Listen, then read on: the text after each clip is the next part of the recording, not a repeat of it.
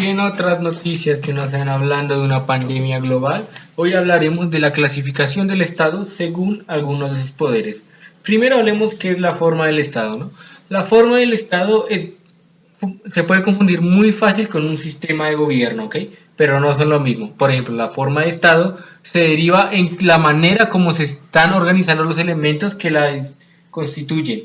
Por ejemplo, el territorio, la población y los poderes públicos, ¿no?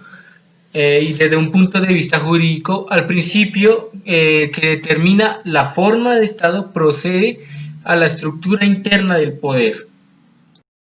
Esta tiene dos formas de clasificarse, que sería la clasificación por estado simple o por un estado compuesto. Hablemos del estado simple. El estado simple unitario es aquel que posee un solo centro de impulsión política y administrativa también. O sea que todo el conglomerado social es asentado sobre un mínimo territorio. Y se reúnen en un mismo lugar. En esta forma, este estado existe un solo centro de poder político que se extiende a su accionar a lo largo de todo su territorio del respectivo estado. Ahora pasaremos a mi compañero para que les dé algunos ejemplos. Voy a hablar sobre las características. Primera, los estados simples o unitarios tienen un único centro de poder. Segundo, existe un gobierno central cuyos decretos y resoluciones tienen vigencia en todo el territorio del Estado. Tercero, cuenta con una sola Corte Suprema de Justicia. Cuarto, existe un solo Parlamento o Congreso. Quinta, es frecuente que haya cierta descentralización administrativa, a menos en el nivel municipal. Se rige por el principio de centralización política y descentralización administrativa.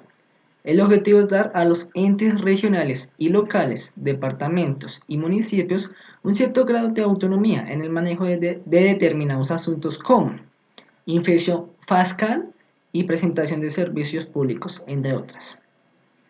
Ahora los ejemplos en la actualidad. Es el caso de Francia y Gran Bretaña, estados unitarios con centralización y descentralización administrativa. Sahim distingue entre dos estados, unitarios altamente centralizados o con cierta descentralización administrativa.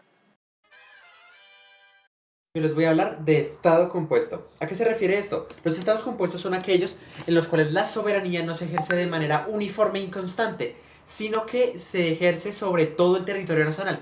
Su ejercicio es está fraccionado para que ciertas partes sean autónomas y totalmente independientes de las otras zonas. Este modelo nació de la Constitución norteamericana de 1787, plantea la superposición de dos estructuras. Como primera tenemos los estados federales y colectividades descentralizadas, organizados por una asamblea general que representa el conjunto de una población y la otra que representa a los estados en cuento tales.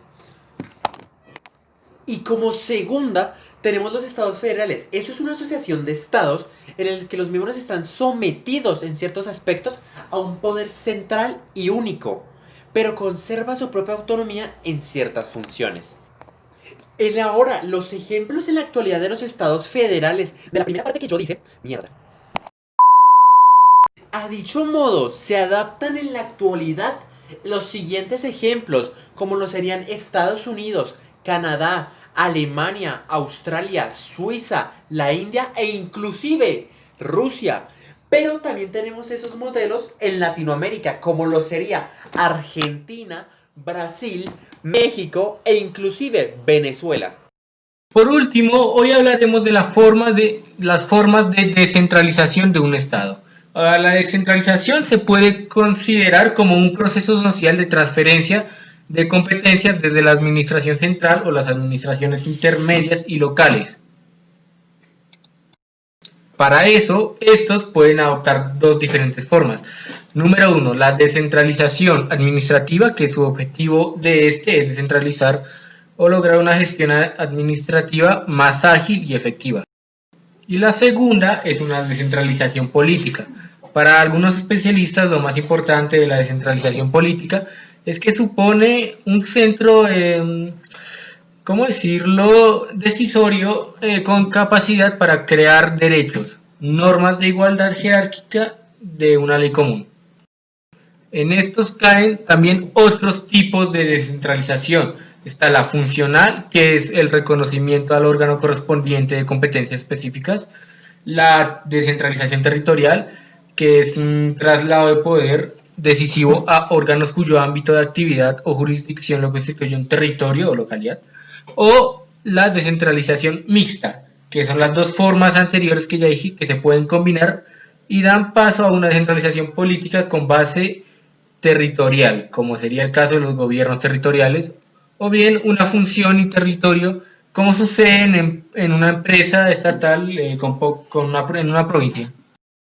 También podemos poner Colombia como un ejemplo de lo que ya hablamos, un ejemplo de un Estado unitario con centralización política y una descentralización administrativa. Como dice el artículo número 1, Colombia es un Estado social de derecho organizado en forma de república unitaria, descentralizada, con autonomía de sus entidades territoriales, democrática, participativa y pluralista, y fundada en el respeto de la dignidad humana, en el trabajo, de la solidaridad de las personas que la integran y en la prevalencia de un interés general. Bueno, muchas gracias por ver estas noticias. Nos veremos en otro día.